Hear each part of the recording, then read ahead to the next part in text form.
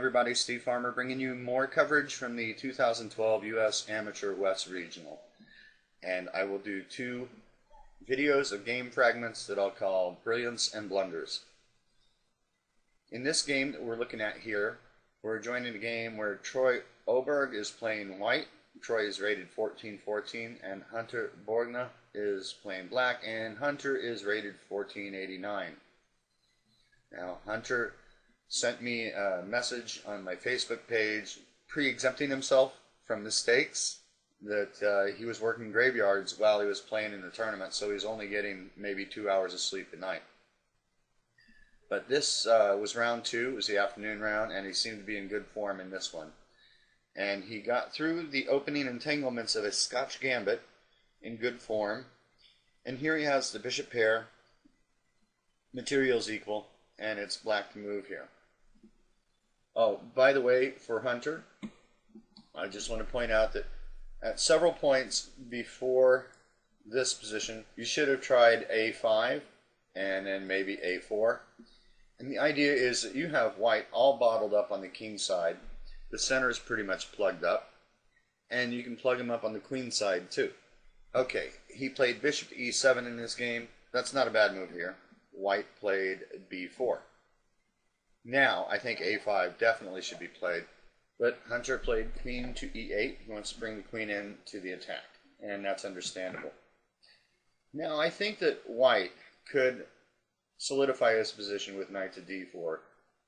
This was not a move that he played in the game. He played rook to E1 in the game. We'll come back to that in a moment. But let's take a look at knight to D4. Well, for one, that bishop on F5 is just really a pain in the butt. And moving the knight away from the king side may look like it's opening himself up to some attack, but let's take a look at this. We've got to be realistic in our calculations here. Queen to H5. Now the threat of bishop to E4 is pretty strong. So king to G2, so that after bishop E4 he can play F3. And now queen to G4 check. That pawn is pinned, so he has to go to H2. If he goes to F2, that's pretty bad because of bishop checks, king to E2, queen G2, rook to F2, bishop to D3 is a good move. This is allowing the queen to infiltrate. If you just trade on F2 twice, yeah, you're going to win the exchange, but this is much cleaner. Now bishop takes, queen to E2, and now A5, opening a second front against the exposed white king. Play might continue with F5, queen to G3, knight takes C6, and A takes B4, and we can see that white's in a world of hurt here. So going back, that was king to F2. You don't want to do that. But simply king to H2, and there's nothing to fear. The queen's attacked and the bishop's attacked. So queen checks, king to G2. And now the problem for black is his bishop is attacked and his pawn on C6 is attacked, so he's pretty much forced to go for the repetition here. Let's drop back to our game position. And at this point, Troy played rook to E1, which is a horrible mistake. Okay, for those of you who like to pause the video and follow the quizzes I give, this is a good chance to stop and determine what you would play as black. Hunter did not play the correct move here. And I remember walking by this position several times. I just thought black had a crushing attack. And indeed he does. The move I wanted to play is the correct move. But then again, I was walking around. I was not sitting on my brain. That happens when you sit down at a chessboard. You cut off the circulation to your brain. But when you're walking around, you see everything clearly like a grandmaster. Pause the video and see what you can come up with, and hit play when you're ready. Alright, Hunter played bishop to E4 in this game, but that's not the correct move. The correct move is queen to G6, and we're going to see why in a moment. Now, king to F1, bishop to D3. If king to the H file, then we can move the bishop to E4 and then the rook to F5, and the game's over pretty quickly. So that's why he goes to F1. Bishop D3, rook to E2, and now A5. This is a move that I was suggesting that Hunter look at when he goes over his game score. to get this in earlier in the game as well. There's no need to take the rook right now. It's not going anywhere. So why not try and open the last bastion on the queen side? And after bishop d2, we trade. And now we take the rook. Well, you can, but it's not best. Let's take a look at it real quick. Bishop takes e2, king takes e2, queen c2. This seems good enough to win as well. But let's go back and let's look at what should be played here. Bishop to e4. Why this and why not take the exchange? Well, it'll come clear in a moment. But let's put it in general terms. White has no light squared bishop, so he cannot defend the light squares. It's the same as if we were talking about bishops of opposite color. The attacker has the advantage with the opposite colored bishops. Well, here there's nothing to oppose the light squares. So bishop to e4 makes some good sense. Now, white has a couple choices. He can try and forever get out of that possible pin with bishop to d3, if that appeared too ugly to him. But after queen to g4, knight to d2, bishop g2 check, king to e1, and now bishop h4. This is the point. The pressure on f2 will soon become too great in just a couple of moves. Queen to e2, queen takes f4. We're piling up on the f2 pawn. King to d1, queen to d4, hitting the rook. King goes over to protect it. And now rook takes f2. I mean, just look at this. This is horrible for white. So going back to where bishop e4 was played, another idea is to play knight to e1. Now this stops bishop to d3, and it guards the g2 square. But this is pretty much a very confining move for white. And after queen h5, well, we're threatening mate on h1, so rook to d2. Now g5, and we're ready to start coming down the f-file here. Rook a to a2, gf4, queen to b3, and now f3. And I think this is going to bring about mate pretty soon. So these are just some attacking ideas that are possible in this position. And it's a thought that, yes, you can win the material, or do you take advantage of the weakness on the light squares? When you weigh those things and you do a little bit of calculating, you're going to find that bishop e4 is a much stronger move than taking the rook. Okay, if you saw my last video, I discussed the chess triad, and that is part of the equation there. Material, space, and time all have 1/3 weight in consideration for positions. Going back to our game, after Troy played rook to e1, which is a big mistake, Hunter didn't find the best move, queen to g6. He played bishop to e4, which is a strong move as we saw already. But it's very interesting to note that just from this position, compared to what we just looked at here with the bishop on e4, remember where we did not take the rook? They're quite different. This position is totally winning. And if we go back to our game position, black is only slightly better here, believe it or not. Okay, now Troy played king to f1. Let's step back for a brief moment here. I think that he should have played knight to d2. The idea is to just evict that bishop out of e4 right away. White has to be careful after this. I'm not going to go into variations, but he is on the verge of losing, but he's not losing yet. The position's still better for black, but he's not winning yet either. Let's go back to our game where bishop to e4 had been played, and now king to f1. Okay, I would ask you to pause the video and see if you can find the winning move, but it would be a futile exercise because the correct move is queen to g6, which we've already looked at. So it's not much of a quiz if I ask you to find the same move twice. Hunter played g5, but we're not going to look at that right yet. We're going to look at queen to g6 and why this is important. Now, if he goes bishop to d2 here, we can check. Rook e2, a5, rook to d1. Trade to open up the queen side of it. And now we go ahead and trade for the rook. Queen to g4, rook to d4, and now rook to f5. And black's going to double on the f-file and just win the f-pawn outright and still have a much better position, and he's the exchange up. Good times for black here. So after queen to g6, instead of bishop to d2, he can try knight to d4. Now queen to g2 check. King to e2, bishop to h4 is putting a lot of pressure on. And now if rook to f1, we have the move g5. And this is totally different at this point. Black is winning here. Let's go back to our game. And by comparison, we can look at the move that Hunter played. He plays g5 now. Okay, let's pop back to the position where g5 was played in our variation, just so you can see the difference. Much more intrusive on Black's part in this manner. And going back to the game where g5 was played, not as much power behind it. So I think positioning the pieces for attack first was the better idea, and then you can work for the pawn break with g5. White should now play knight to d4.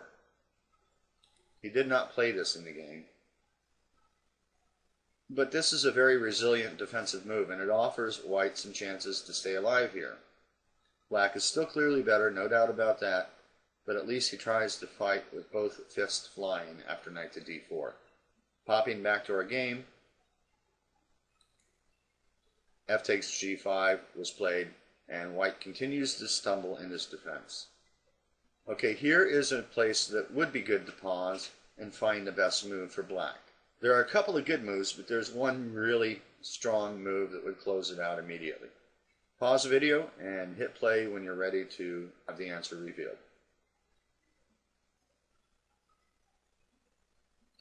Okay, well, Hunter played rook takes f3, and that's a good move, and it is winning. But let's take a step back. A better move is found in bishop takes f3. And look at this. The light squares are very important in this position, and Black's just cutting off the White King's access. And what does he do about the threat of queen to h5 to h1 mate? I don't really see anything that he can do. After this, it's pretty much game over. Going back to our game, rook takes f3 was played. And now the following moves just really illustrate how dominant Black's position is. Rook takes e4 was played here, and now d takes e4. And another bad move, but it's hard to suggest any good moves for White here. Troy played queen takes e4. Alright, one more place to pause in this section of the video. Black to play and win. Find the most accurate way. Let's put it that way. There's like 25 ways to play and win. You know, maybe even bishop takes c5 works. And mind you, I'm a fan of king hunts, so it's going to involve something like that. Now, I did walk by this position while the game was in progress, and this I did see immediately. And I asked Hunter later after the game if he had played this, and he said no, it went a different way. So, pause the video. When you're happy with your answer, hit play, and we'll see if you got it.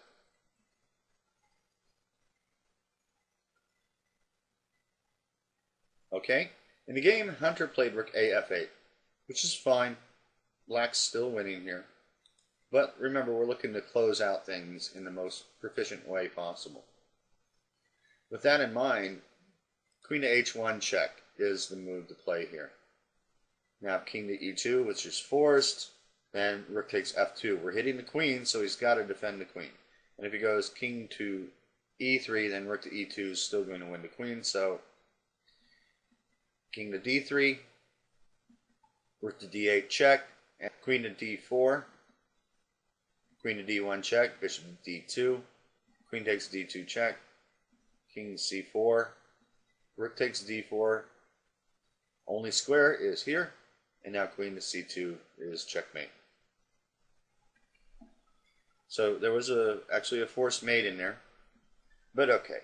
Back to our game. Hunter played rook a f8, and after bishop e3, bishop takes g5, king to e2 was played, and now rook takes e3 check. And at this point, White tried to play pawn takes rook, but Hunter tapped his queen a couple times real quickly to give the point across that this is double check. And that means the queen on e4 is lost. At that point, White decided to resign. Now, I'm picking nits when I'm saying back here, what is the proper way to close it out? Rook A F8 works. And if you see it and you're not bothering to look any further, that's fine. I just want to point out that there are other things out there to look at. And I would have played Queen at H1. Because who knows? You know, there's a bit of vagary in these lines where you're just going up material. But there's nothing vague about delivering checkmate. All right, that's it for this fragment. Let's move on to the next game.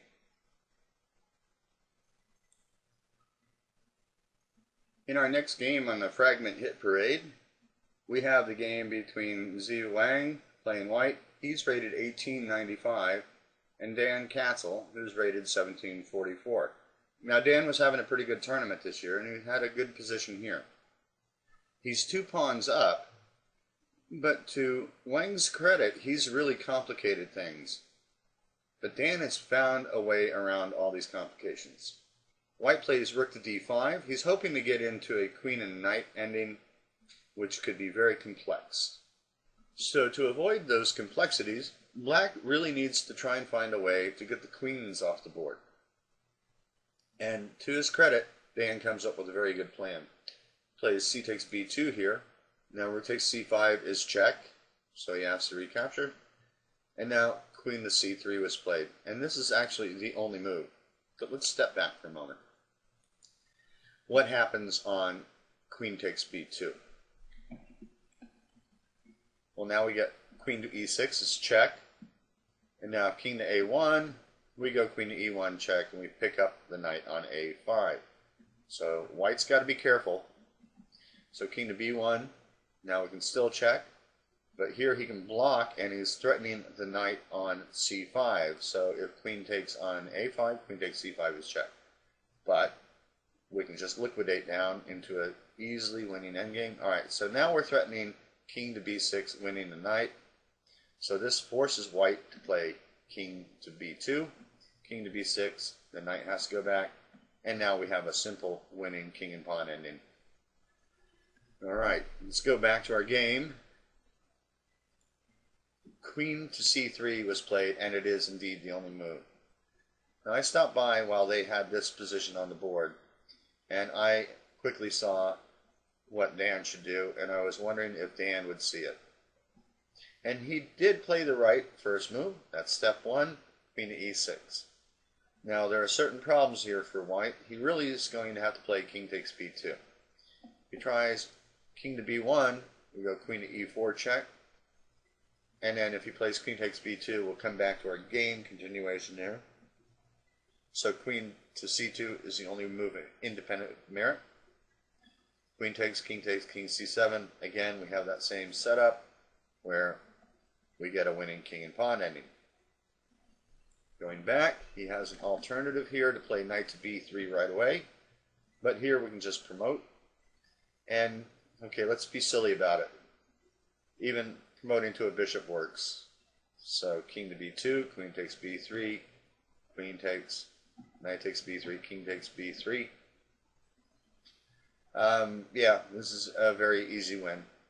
And I often fantasize that what happens if you were to go and promote all your pawns to bishops?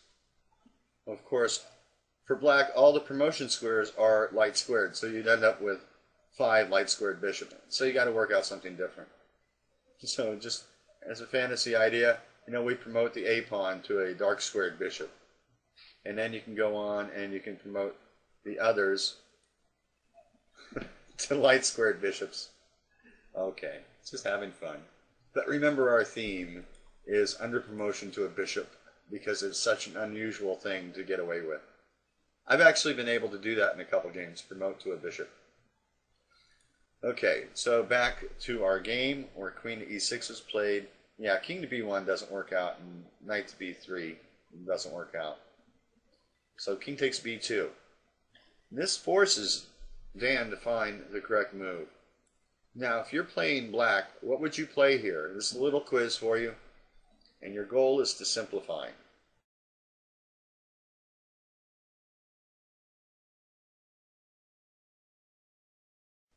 Okay, I feel the best way to simplify is the way Dan did it. He played queen to e5.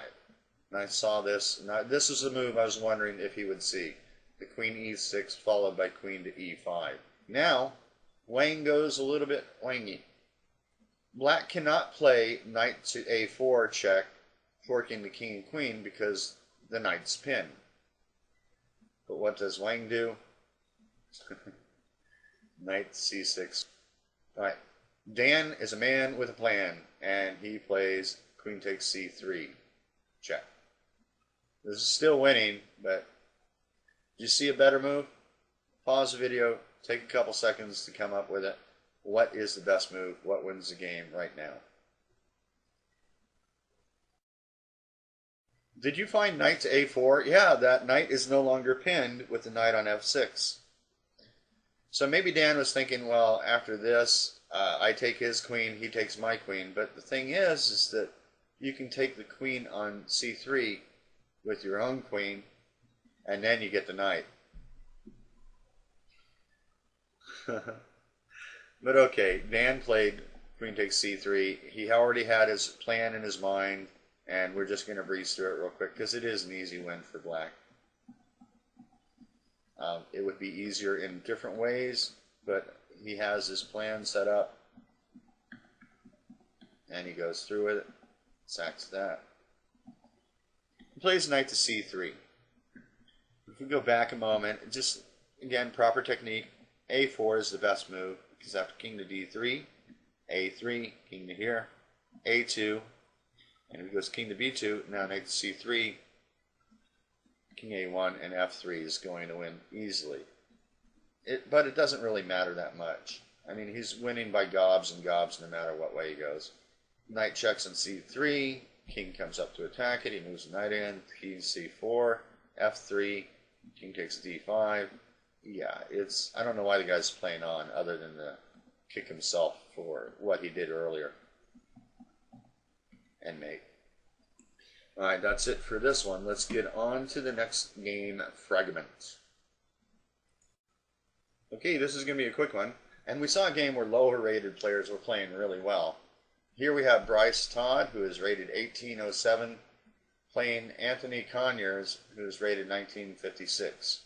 This one ended up being a gimme for Anthony because Black here had just played knight to d7, and White played rook to g1.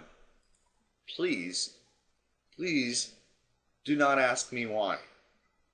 It's a horrible mistake. Let's pop back for a moment and see what he could have played here. He could have and should have played bishop takes e7, queen takes, knight takes, queen takes, and now queen to b3. Now I feel Black is clearly for choice here, but it's still a fight. White's still alive. Okay, but back in our game, rook to g1 was played, and it's one of those mysterious A-class player rook moves. Anthony takes on e5. Now he takes on a3. Now he goes queen to c7. He's pressuring the e-pawn. So what do you play? If you're playing white here, just real quick, this isn't a quiz. What do you play? What do you play? What do you play? My God, he's attacking your e-pawn. What do you play? Well, f4. Well, there's a bit of a refutation to this. If you're playing Black, what is the move to play? Go ahead and pause the video and try and come up with a plan for Black here.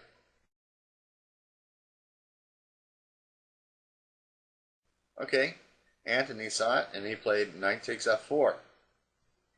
And what's the point behind this? Well, if knight takes, which he did play in the game, what's the move here? Queen to c5. Oops! Maybe rook g1 wasn't a good move after all. Bryce played rook to f1 here. I don't mean to make fun of you, Bryce. It's not an easy game. We all make mistakes, but yeah. Anthony plays queen to a5 here, but he could have played rook to fc8. Why give him the exchange? I'm a greedy bastard, so I'd make him earn it. So queen to a5 was played in the game. Now knight takes rook, queen takes e5, check king to d2, rook takes f8. And Black is up 2 pawns, but White seems to think he can get one of the pawns back. And he plays bishop takes f5. Well, he's lost anyhow. But this is bad because of bishop to e4. Now, if queen takes e4, queen takes e4, bishop takes e4, rook takes f1. We're up the exchange and a pawn. So, in a last-ditch effort, he tried bishop takes h7, but after king takes h7, black's a piece up. White resigned. No, it's really strange that this came from an 1800 player, and this is on board 2. Yet on lower boards, we get some really well-played games. Just goes to show you the mix of the bag that you have out there, that some guys are going to play up to their level, some guys are going to play above it, and some guys are going to be playing below it. Now, everybody's entitled to a good tournament, but it seems like we are all more blessed with having bad tournaments. My feelings go out to Bryce, and Anthony, you got a cheap one there. That added to your point total toward the end. All right, let's get on with the next game fragment. Okay, for our final fragment for this video, part 1 of Brilliance and Blunders for round 2, we have the game between Ethan Tang, who's rated 1587, and Scott Knight, playing black, is rated 1795. Again, to demonstrate that there is some skill on the lower boards, this one is one such game. This is on board 16. Now, white plays bishop to f5 here, and Scott plays rook e to e6. He takes that rook off the back rank where it was needed for defense, but he was already in dire straits. And it was just really neat to see this little combination here. Bishop takes h7.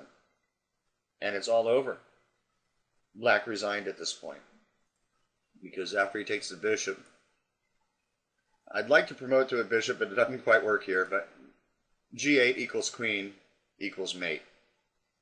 There's already a queen on c1 guarding the h6 square, in case you didn't see that. So a very, very pretty combination there. Alright, that's it for part 1 of Brilliance and Blunders. I hope you'll tune in for part 2. Be sure to vote or leave comments, questions, and until next time, good luck.